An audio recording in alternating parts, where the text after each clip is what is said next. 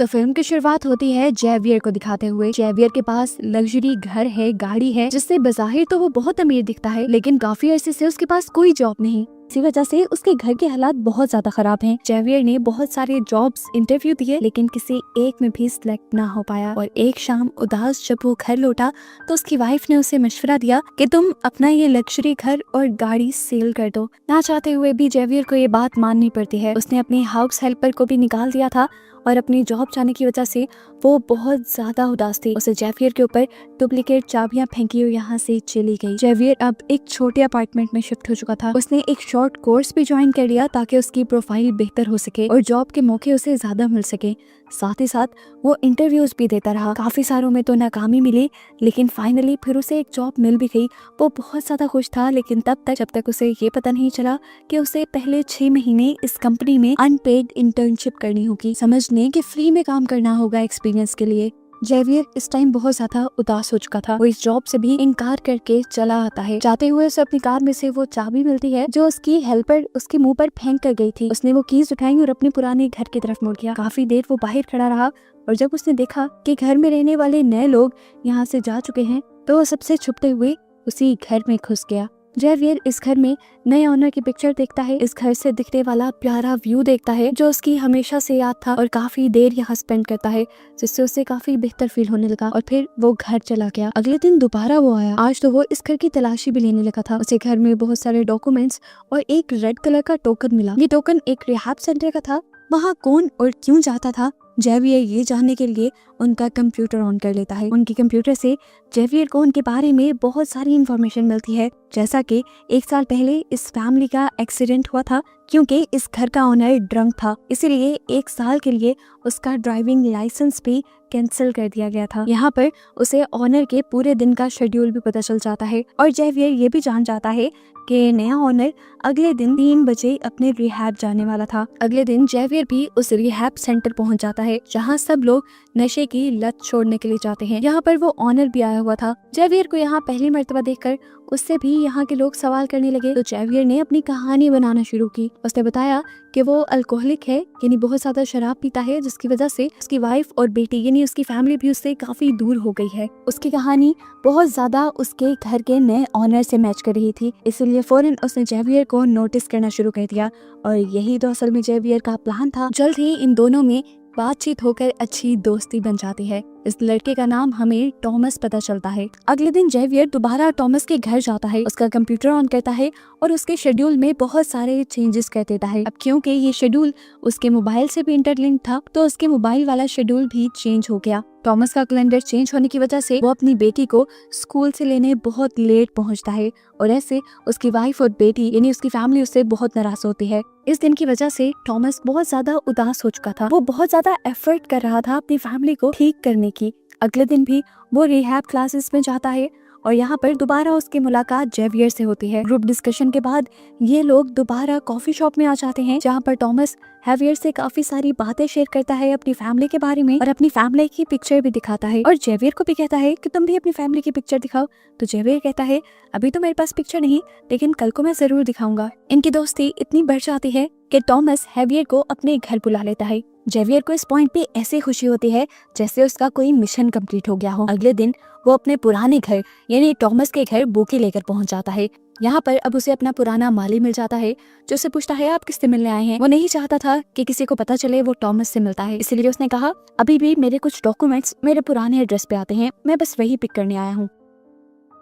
खैर अब वो घर के अंदर आ जाता है। टॉमस उसका अच्छा वेलकम करता है और अभी तक टॉमस की बात नहीं जानता कि पहले ये घर जेवियर का ही हुआ करता था। जेवियर इन लोगों के साथ काफी बातें करता है, डिनर करता है और चला जाता है। अगले दिन टॉमस जब ऑफिस के लिए निकल रहा था तो उसके माली ने आकर उसे पूछा क्या कल यहाँ के पुराने ओनर अपने कुछ बिल्स लेने के लिए आए थे। टॉमस ने कहा नहीं, ऐसा तो कुछ नहीं हुआ। अब माली तो टॉमस से सॉरी करके साइड पे हो जाता है, लेकिन वो समझ गया था कि जरूर जेवियर के माइंड में कुछ चल रहा है। वो कल टॉमस से ही मिलने आया था, लेकिन वो इस बारे में शायद किसी को बताना नहीं चाह रहा। इसी दिन दिखाया जाता है कि जेवियर अपनी कार का जानबूझकर एक्सीडेंट कर देता है और फिर जल्दी से कॉल करके टॉमस को अपनी मदद के लिए बुलाता है। इस टाइम जेवियर के हाथ में एक शराब की बोतल थी जिसे देखकर टॉमस को लगा कि उसने ड्रंक होकर ये एक्सीडेंट किया है। जब टॉमस ने जेवियर के हाथ से वो बोतल ली तो कुछ कतरे टॉमस के ऊपर भी गिर गए।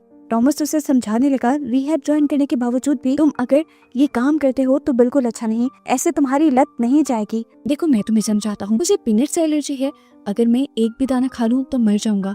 तुम भी ड्रिंक करने को ऐसा ही समझो, अगर तुमने ड्रिंक किया तो तुम मर जाओगे। जेवियर उससे कहता है, मैं ड्रिंक करना नहीं चाहता था, लेकिन कल जब मैं तुम्हारे घर आया तो मैंने देखा तुम अपनी जिंदगी कितने अच्छे से मेंटेन करते हो, तुम्हारी फैमिली है, तुम एक कंपनी के वाइस प्रेसिडेंट भी हो, लेकिन मैं ना मेरे पास जॉब है और ना ही मेरी फैमिली मेरे सपोर्ट में है। मैं अपने दुख को काबू नहीं कर सका, इसलिए मैंने ड्रिंक की। टॉमस कहता है, ऐसा कुछ नहीं जैसा तुम्हें नजर आ रहा है, मैंने भी सब चीजों को बैलेंस करने में बहुत मेहनत की है, और वो कंपनी जहाँ मैं वाइस प्रेसिडेंट हूँ वो असल में मेरी नहीं है, मेरे फादर इन लॉ की है। जेवियर उसकी सारी बात सुनकर उससे कहता है, अच्छा मुझे कुछ देर के लिए तुम्हारा फोन चाहिए, मेरा फोन डेड है और मुझे कार टो करने के लिए किसी को बुलाना है यहाँ। टॉमस उसे फोन दे देता है, लेकिन कॉल करने से पहले वो अपने आप को एक मेल भी करता है। उसने ऐसा क्यों किया ये आगे रिवील होगा। इस सब में उसने टॉमस से प्रॉमिस भी ले लिया था कि तुम घर जाकर अपनी वाइफ को इस बारे में कुछ ना बताना, वो पता नहीं मेरे बारे में क्या सोचेंगी।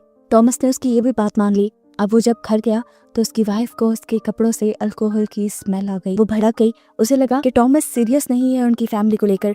वो दोबारा अपनी उन्हीं हरकतों पर उतर आया है जिसकी वजह से उसकी फैमिली एक बहुत बड़े मसले में आ चुकी थी पहले भी। और यहाँ पर टॉमस को अपनी वाइफ को बताना पड़ता है कि ड्रिंक मैंने नहीं किया था बल्कि जेवियर ने किया था, मैंने बस उसकी मदद की। सिंकट होकर हमें जेवियर को दिखाया जाता है, जिसे उस टाइम उसकी माली की कॉल आती है और वो कहता है, मैं ये बात जान गया हूँ कि तुम अपने घर टॉमस से मिलने आए थे, कोई बिल्स लेने नहीं। अगर तुम चाहते हो कि ये बात मैं छुपा कर रखूं तो कल आकर मुझसे मिल लेना। मजबूरन जेवियर को उससे मिलना पड़ा।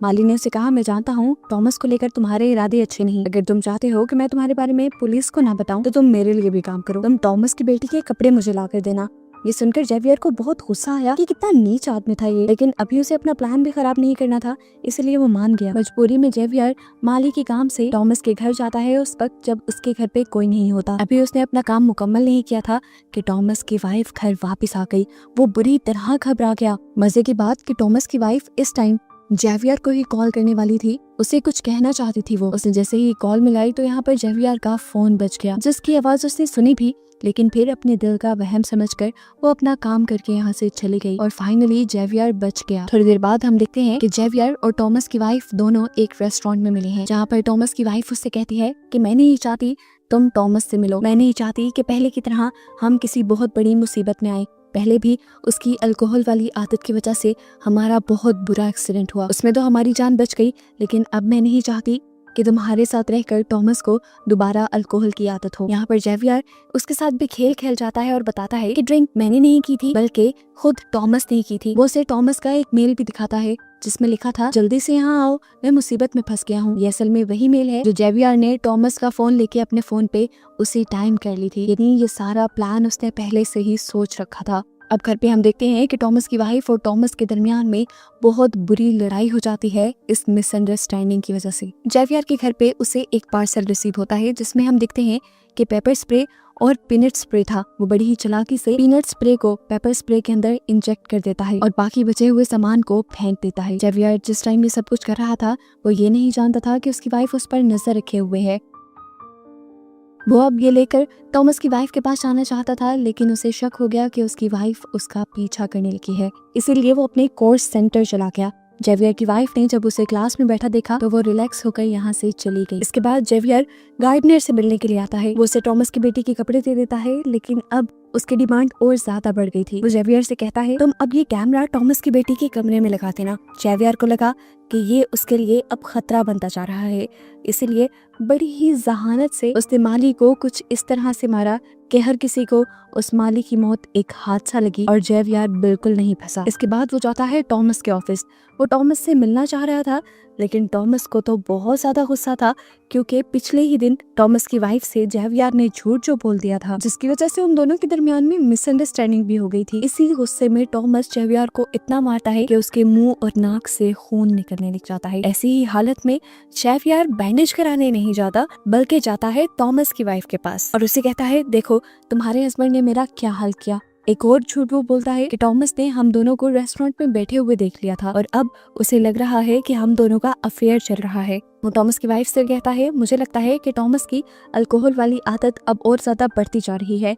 नशे और गुस्से में कहीं वो आपको नुकसान ना पहुंचा दे, इसलिए मेरे पास ये पेपर स्प्रे है, इसे आप रख लें। ये वही पेपर स्प्रे था जिसके अंदर वो पीनट सोल्यूशन डाल चुका था। ये देने के बाद वो अपने घर आ जाता है और अपनी वाइफ से कहता है मुझे कुछ अर्जेंट काम आ गया है, मैं कुछ दिन के लिए शहर से बाहर जा रहा हूँ। हालांकि उसकी वाइफ उससे पूछते रह गई कि कहाँ जा रही है वो, लेकिन वो जल्दी से चला गया। इसके बाद उसने टॉमस की वाइफ को कॉल की और बोला मैं जानता हूँ कि आपकी बेटी और आप जिमनास्ट के बहुत बड़े फैन हैं, मैं एक मशहूर जिमनास्ट से आप लोगों को मिलवा सकता हूँ। ये सुनकर तो टॉमस की वाइफ बहुत ज्यादा खुश हो गई और टॉमस के साथ चलने के लिए तैयार हो गई। ये लोग जिमनास्ट के साथ एक पिक्चर पे क्लिक करते हैं इस तरह जिस तरह ये एक फैमिली हो, और जेवियर जानबूझकर ये पिक्चर टॉमस को सेंड कर देता है। इस पिक्चर को देखकर वो टूट गया, दुख ने उसे कहीं का ना छोड़ा और कई महीनों के बाद आज उसने दोबारा ड्रिंक कर ली। बस यही तो जेवियर चाहता था, वो उसकी वाइफ को यकीन दिलवाना चाहता था कि वो अब भी ड्रिंक करता है, और ये सब करके उसने टॉमस को मजबूर किया कि वो ड्रिंक करे, और ऐसे उसकी वाइफ को यकीन हो गया कि उसके हस्बैंड ने कभी ड्रिंक करना छोड़ा ही नहीं, बल्कि वो तो उसे बेवकूफ बना रहा था। इससे पहले कि टॉमस की वाइफ कुछ रिएक्ट करती, टॉमस ही गुस्सा करने लग गया क्योंकि उसने इन दोनों को जेवियर के साथ आते देख लिया था। वो तो अपनी वाइफ को पीटने पे उतर आया।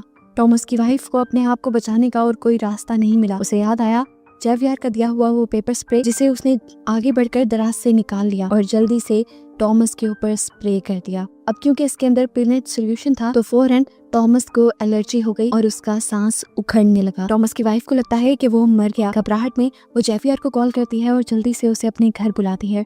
जेवियर पहले उसे काम डाउन करता है और उसे एक कमरे में भेज देता है। फिर वो टॉमस के पास आता है तो देखता है कि टॉमस अभी जिंदा था लेकिन तड़प रहा था, लेकिन जेवियर नहीं चाहता था कि टॉमस जिंदा रहे, इसीलिए वो उसके मुंह पे अपने हाथ रख के उसे मार देता है।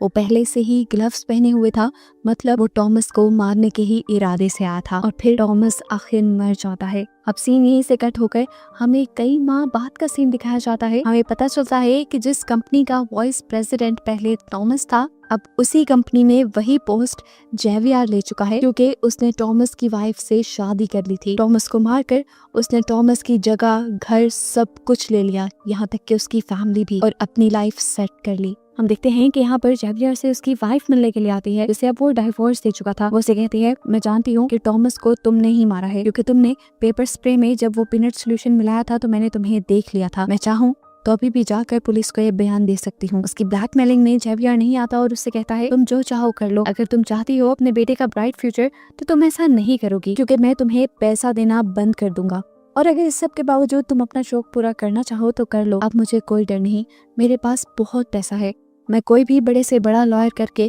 ये केस जीत जाऊंगा और तुम्हारे हाथ कुछ नहीं आएगा।